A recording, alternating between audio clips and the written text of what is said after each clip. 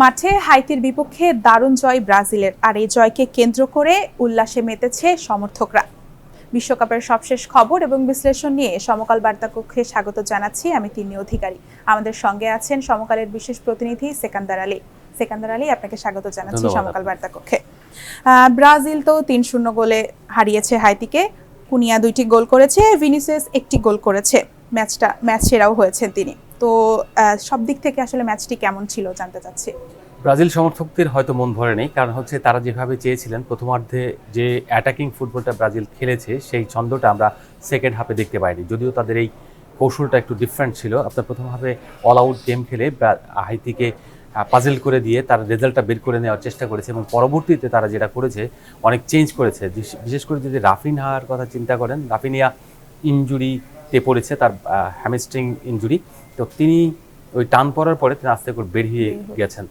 উনি চলে যাওয়ার পরে যেটা হয়েছে, ফরওয়ার্ড লাইনে যে স্পিডটা থাকে সেই স্পিডটা কিছুটা কমে এসেছে। পরবর্তীতে কোচ করেছেন কি অনেকগুলো প্লেয়ারকে চেঞ্জ করেছেন। এই চেঞ্জ করার অন্যতম কারণ হলো তারা গোলের থেকে মিডফিল্ড কন্ট্রোল এবং ডিফেন্স লাইনকে কতটা প্রোটেক্ট করা যায় সেই চেষ্টাটা করেছেন। কারণ এটা এক ধরনের প্র্যাকটিস। এই প্র্যাকটিসটা বড় দলের বিপক্ষে খেলার আগে যাতে তাদের শক্তির জায়গাটা কখনো অ্যাটাক হলে তারা যেন এখানে ডিফেন্সটা করতে পারে বা মিডফিল্ডটাকে কন্ট্রোল করে তারা যেন অ্যাটাকিংটা তৈরি করতে পারে, সেই জন্যই তাদের এই কৌশল। অনেকে হয়তো বুঝবে যে না কেন গোল করেনি, তাদের দেখে থাকবেন যদি ম্যাচটা দেখে মানে আপনার কেউ দেখে থাকেন, তাহলে উইং দিয়ে নর্মালি অ্যাটাকটা করেছে। যে দল উইং দিয়ে দুই সাইড দিয়ে উইং দিয়ে অ্যাটাক করে সেই দল গোল বের করতে পারে। আবার মাঝখান দিয়ে যখন গ্যাপ পাবে তখন তারা বলগুলোকে ছেড়ে দেবে। ইন্টারসেপ্ট হয়নি। সবচেয়ে বড় ব্যাপার হলে ব্রাজিলের যে পাসিং গেম সেটা কিন্তু আমরা প্রথমার্ধের ফুল সময়টাই দেখতে পেয়েছি। অসাধারণ একটা গেম আমরা দেখেছি। প্রথম গোলটা হয়েছে যেটা আপনার কুনিয়া করেছেন, সেটা হচ্ছে রিবাউন্ড গোল। ওই রিবাউন্ড গোলের পরে সেকেন্ড গোলটা আপনার কুনিয়াই করেছেন, কিন্তু সেটা সাপ্লায়ার ছিলেন আপনার ভিনিসিয়াস শেষ গোলটা করেছেন। কিন্তু অসাধারণ। কিন্তু প্রথম ম্যাচে মরক্কোর বিপক্ষে যে ড্র ম্যাচটা ছিল ব্রাজিলের, সেই ম্যাচে কিন্তু আপনার ভিনিসিয়াসই ছিলেন ব্রাজিলকে একটা পয়েন্ট এনে দেওয়ার নায়ক। এবং তার গতকালের ম্যাচের যে পারফরমেন্স, স্পিডি এবং যেভাবে তিনি বল কন্ট্রোল করেন, ডেলিভার দেন, অ্যাসিস্ট করেন, সব কিছু মিলিয়ে তার ম্যান অফ দ্য ম্যাচ হয়েছেন এবং ম্যাচ সেরা হওয়ার পরে প্রতিক্রিয়াটা বেশ ভালোই ছিল। নির্মাণের নাম্বার 1 শাহ সিমেন্ট। সব দিক দিয়ে যদি অনেকেই বিচার করে যে ব্রাজিল তার মনের মতো খেলা খেলেনি, আসলে যখন একটা দলের কাছ থেকে অনেক বেশি প্রত্যাশা থাকে তখন মানুষ কিন্তু সেই প্রত্যাশার লেভেল যদি পূরণ না হয় তখন মনে হয় যে কেন মানে এত খারাপ খেললো বা মন ভরাতে পারেনি। এই যে মন ভরাতে না পারা, এটা হলো মানুষের ক্ষেত্রে যেমন প্রত্যাশা থাকে তেমনি এই দলের প্রতি যে সমর্থন থাকে একই রকম প্রত্যাশা থাকে। যার কাছে বেশি প্রত্যাশা থাকে সে যদি সেই প্রত্যাশা মেটাতে না পারে, একটু খারাপ খেলে তখন কিন্তু দর্শকদের আসলে এরকম একটা রিঅ্যাক্টিভ হয়। আবার ধরেন প্রতিপক্ষ দল যারা থাকে, আমরা তো দেখি যে শুধুমাত্র ব্রাজিল সমর্থকরাই খেলা দেখছে না, তাদের অপোনেন্ট থাকে যারা আর্জেন্টিনা সমর্থক, তারা কিন্তু দেখবেন যে তখন হাইতির সমর্থক হয়ে গিয়েছিলেন এবং আর্জেন্টিনার জার্সি পরেই কিন্তু তারা তখন হাইতি। তো এই হাইতি তার সঙ্গে তারা পারেনি, এখন বলবে যে ব্রাজিল ভালো খেলেনি। এই যে এরকম একটা তর্ক বা এইটা হলো ফুটবলের একটা বিউটি। এই যে যখন এই আলোচনা সমালোচনা এবং পক্ষ বিপক্ষ থাকবে এবং একজন আরেকজনকে মেলে ধরবে নানাভাবে, বলবে যে তুমি পারোনি, আমরা বেটার খেলেছি, মেসি সেরা। তো এইরকম আলোচনা যতদিন পর্যন্ত থাকবে ততদিন প্রাণ থাকবে ফুটবলের। যেদিন আলোচনা থেমে যাবে সেদিন আসলে ফুটবলের আগ্রহ মানুষ আর পাবে না। মরক্কো তো ব্রাজিলের সাথে ড্র করেছে, কিন্তু আজকে স্কটল্যান্ডের বিপক্ষে তারা জিতেছে। তারা কি আসলে সেরা 32-এ নিশ্চয়ই কোয়ালিফাই হবে?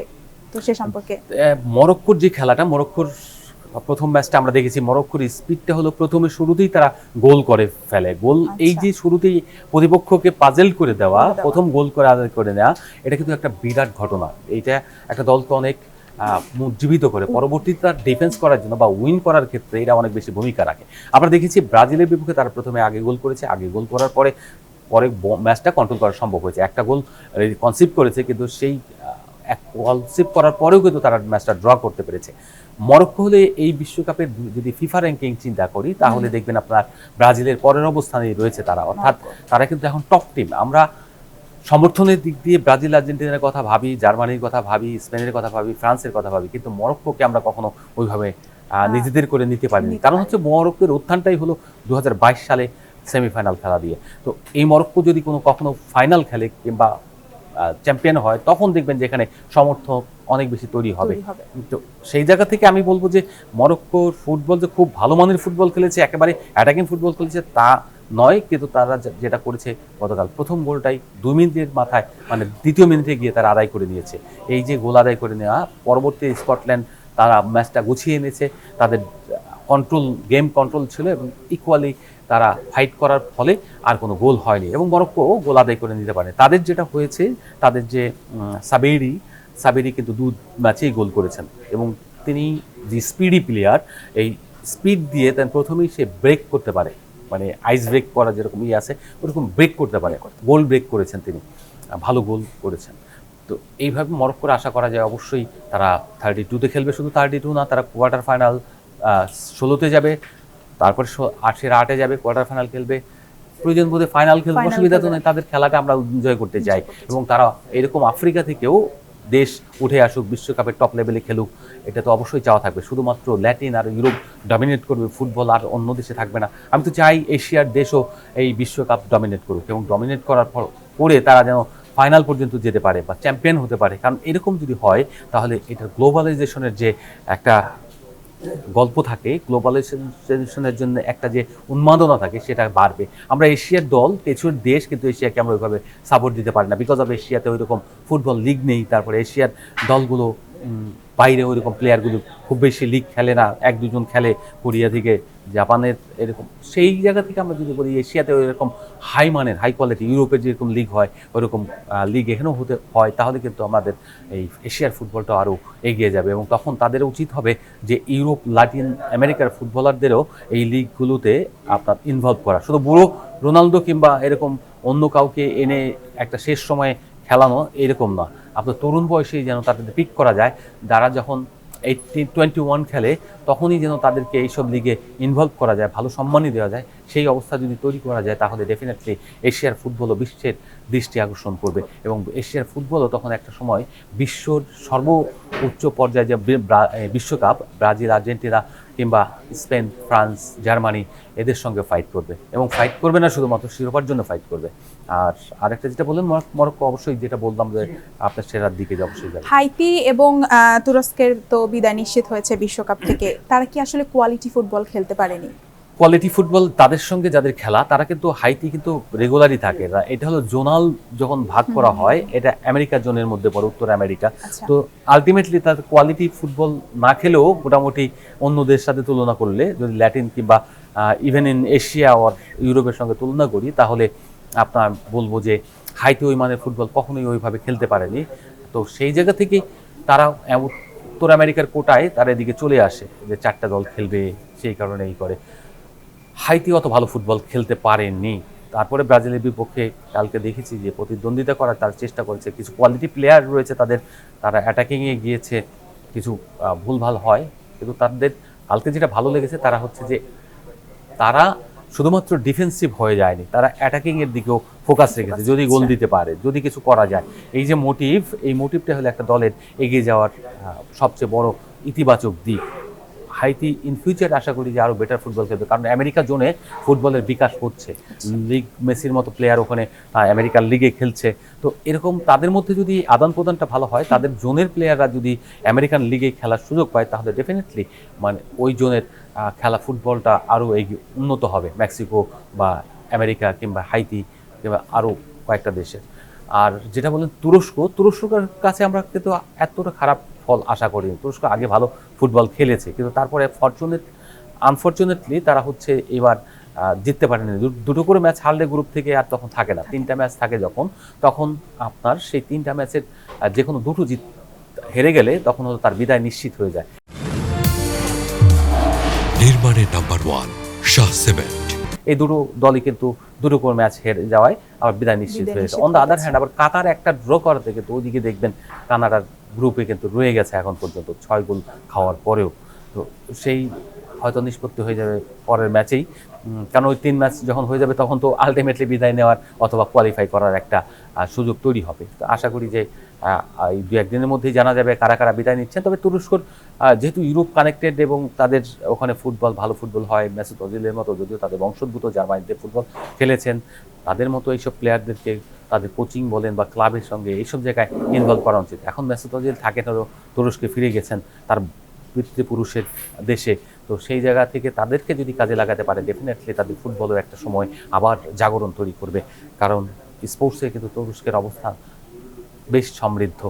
আশা করি যে ফুটবলও তারা ইউরোপের সঙ্গে, যেহেতু ইউরোপ কানেক্টেড, এবং তারা ইউরোপের সঙ্গে পাল্লা দিয়ে নিজেদের ফুটবলকে এগিয়ে নিয়ে যাবে। প্যারাগুয়ের আলমিরন লাল কার্ড পেয়েছে, মানে মূলত এটা কি সে মুখে হাত দিয়ে কথা বলার জন্য পেয়েছে কিনা? হ্যাঁ, মুখে হাত দিয়ে কথা বলার জন্য ফিফা একটা রুলস করেছে। সেটা এই নিয়মটা হলো এরকম, যদি আপনি মুখে হাত দিয়ে কিংবা কাপড় দিয়ে কথা বলেন তাহলে আপনাকে লাল কার্ড দেওয়া হবে। কেন এটা পানিশমেন্ট হচ্ছে যে এই যে ইগনোর করা, আপনি গালি দিচ্ছেন, লিপ রিড করা, যে গালি দেয়া, বিভিন্ন কথা বলা, এইগুলির ফলে আড়াল করে কথা বলা, লিপ রিড করা যায় না। ফলে আপনি যে বাজে কথা বলছেন বা মন্দ কথা বলছেন, এইসব কারণে ফিফা দেখলো যে এগুলি বন্ধ করার জন্য সরাসরি সরাসরি তাদেরকে যেন প্রকাশ্যে কথা যাই বলবে প্রকাশ্যে বলে, কোনো ভেতরে গোপন কিছু লুকোনো থাকবে না, যাতে এই যে ধরেন জিদানের সঙ্গে যে ব্যবহারটা হয়েছিল 2006 সালে আপনার ইতালির প্লেয়ার, তিনি করেছিলেন খুব বাজে একটা মন্তব্য করেছিলেন, জিদান ওটাকে নিতে পারেনি, যে কারণে মাথা দিয়ে ঢুস দিয়েছিল, আমরা বলি যেটা গুঁতো দেয়া, সেই কাজটা করার ফলে লাল কার্ড পেয়েছিলেন তিনি। কিন্তু তার ভেতরে যে দহন বা জ্বালাটা তৈরি হয়েছিল, সেই যন্ত্রণাটা এসেছিল মূলত তাকে মন্দ কথা বলার কারণে। এত মন্দ কথা বলছে, সেই মন্দ কথা হয়তো আমরা সবাই একসেপ্ট করতে পারি না, জিদান পারেনি, মাকে নিয়ে মন্তব্য কথা বলেছিল। তো এই জায়গা থেকে ফিফাও একটু পরিবর্তন আনছে। দেখবেন যে খেলায় অনেক পরিবর্তন এসেছে। যখন 70-এর দশকে, 50-এর দশকে খেলা হয়েছে, 60-এর দশকে খেলা হয়েছে, প্লেয়াররা যখন খেলেছে তখন যেভাবে খেলা হতো, যত রাফ ছিল, সেটা কিন্তু এখন অনেক বেশি পরিণত। এই মেসিরা এত ভালো ফুটবল খেলতে পারছেন বিকজ অফ আইনের কারণে। তখন যে রাফ ফুটবল হতো, ওটা হলে এতদিন হয়তো মরেই যেতেন, লাথি মেরে সরাসরি মানে পাঞ্চ করা হতো, পা দিয়ে লাথি দেওয়া হতো হাঁটুর উপরে। এরকম অনেক বাজে রেকর্ড আছে। ম্যারাডোনাকে আমরা দেখেছি 82-তে একেবারে সরাসরি ঘানা বা ক্যামেরুনের একটা প্লেয়ারকে সরাসরি লাথি দিয়ে তার করা হয়েছে, এবং তাই সেই কারণে তিনি লাল কার্ডও পেয়েছিলেন। তো সেই জায়গা থেকে আমরা বলবো যে ওই কালচারটা এখন চেঞ্জ হয়েছে ভালো ফুটবল খেলার জন্য এবং পরিচ্ছন্ন ফুটবল আনার জন্যই ফিফার এই নিয়ম। এই নিয়মের ফলে প্রথম লাল কার্ড পেলেন হলো প্যারাগুয়ের যে প্লেয়ারটা। এটা একটা উদাহরণ হয়ে রইল যে ভবিষ্যতে যদি তোমরা এই কাজ করো তাহলে তোমাদের পানিশমেন্ট এটাই, লাল কার্ড, ম্যাচ থেকে বেরিয়ে যেতে হবে। তারপরে প্যারাগুয়ে কিন্তু জিতে গেছে ম্যাচটা। জার্মানি আইভরি কোস্ট ম্যাচ হচ্ছে রাত 2টায়। জার্মানি তো প্রথম ম্যাচেই কুরাসাওকে 7-1 গোলে হারিয়ে দিয়েছে। তো আজকে তারা কি করবে এটা সম্পর্কে জানতে, আজকের ম্যাচটা কেমন হবে?